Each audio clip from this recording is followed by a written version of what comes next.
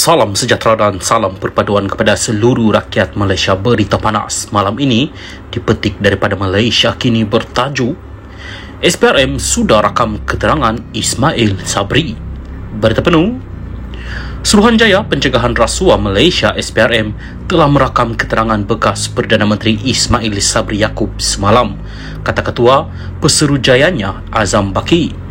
Ini bagi membantu siasatan berhubung penggunaan dana RM700 juta ringgit yang dibelanjakan untuk tujuan publicity dan promosi semasa pentadbiran terdahulu, katanya pada satu kenyataan hari ini. Utusan Malaysia melaporkan proses mengambil keterangan Ismail Sabri berlangsung hampir 5 jam dari pukul 10 pagi sehingga pukul 4.45 petang tadi.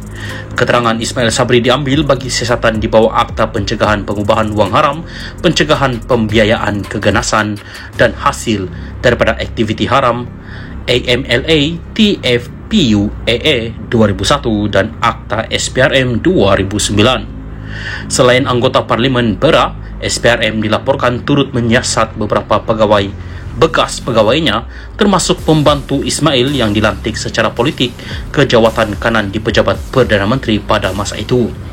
Siasatan itu dilaporkan dibuat 4 hari selepas Menteri Komunikasi merangkap jurucakap kerajaan Fahmi Fadzil berkata rakyat berhak tahu berkenaan perbelanjaan RM700 juta untuk iklan dan publicity oleh 2 pentadbiran terdahulu. Pada November lalu, Perdana Menteri Anwar Ibrahim mendedahkan sebanyak RM700 juta dibelanjakan antara 2020 dan 2022 untuk menunjukkan pencapaian kerajaan. Anwar memberitahu Dewan Rakyat bahawa sebanyak RM500 juta ringgit dibelanjakan ketika pentadbiran Muhyiddin Yassin dari 2020 ke 2021, manakala RM200 juta lagi ketika pentadbiran Ismail Sabri dari 2021 hingga 2022. Salam sejahtera dan salam perpaduan kepada seluruh rakyat Malaysia. Terkini dari Mahkamah. Najib tak maklumkan Kabinet Bon AS $3.5 bilion. Berita penuh. Seorang pegawai penyiasat SPRM memberi keterangan bahawa bekas Perdana Menteri Najib Razak tidak memaklumkan Kabinet mengenai terbitan bon 1MDB bernilai AS $3.5 bilion. Nur Aida Arifin memberitahu Mahkamah Tinggi Kuala Lumpur petang tadi mengenai perkara yang didakwa dilakukan Najib berhubung penglibatan 1MDB dalam pengambil alihan 2 pengeluar tenaga bebas IPP Tanjung Energy Holding Sendirian Berhad TEHSB dan Genting Senyen Sendirian Berhad.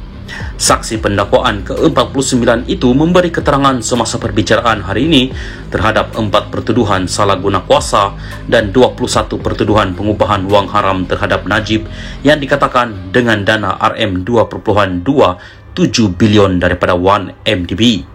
Najib sebagai Menteri Kewangan tidak memaklumkan Kabinet berhubung pengeluaran bon AS $3.5 bilion 1MDB, sedangkan sebenarnya obligasi pinjaman sebuah MKD syarikat milik Menteri Kewangan diperbadankan 1MDB akan memberi implikasi kepada keuangan negara.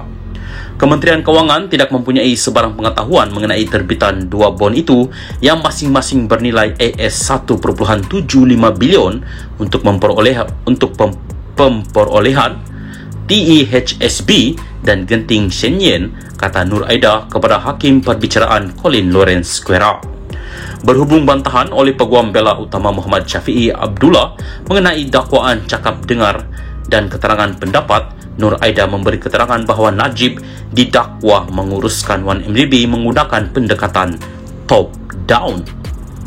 Saksi itu mendakwa siasatannya menunjukkan perkara ini apabila Najib menandatangani 2 resolusi bertulis yang dibentangkan dalam bentuk resolusi pekeliling pengarah DCR yang perlu ditandatangani oleh Lembaga Pengarah 1MDB berhubung pemerolehan dana TEHSB dan Genting Senyen. Pengambil alihan IPP membentuk fasa kedua daripada 4 fasa yang didakwa berlaku antara 2011 dan 2014 dan didakwa mengakibatkan berbilion ringgit diseleweng daripada 1MDB. Bagaimanapun, disebabkan bantahan daripada Syafiee atas alasan cakap dengar, Square mengarahkan supaya sebahagian daripada bahagian keterangan Nur Aida mengenai bond itu digugurkan. Square juga mengarahkan pihak-pihak terlibat membuat hujahan lisan kemudian berhubung bantahan Syafiee mengenai keterangan pegawai penyiasat SPRM berhubung dakwaan pendekatan top-down. Prosiding Mahkamah Terbuka akan disambung semula pada 24 Januari. Najib dibicarakan atas 4 pertuduhan salah guna kuasa dan 21 pertuduhan pengubahan wang haram membabitkan RM2.27 bilion daripada dana 1MDB. Bagi 4 pertuduhan salah guna kuasa, bekas ahli Parlimen Pekan itu didakwa melakukan kesalahan itu di Islamic Bank Berhad Cawangan Jalan Raja Chulan di Bukit Kelon, Kuala Lumpur antara 24 Februari 2011 dan 19 Disember 2014. Bagi 21 pertuduhan pengubahan wang haram, Najib dikatakan melakukan kesalahan itu di bank yang sama antara 22 Mac 2013 dan 30 Ogos 2013.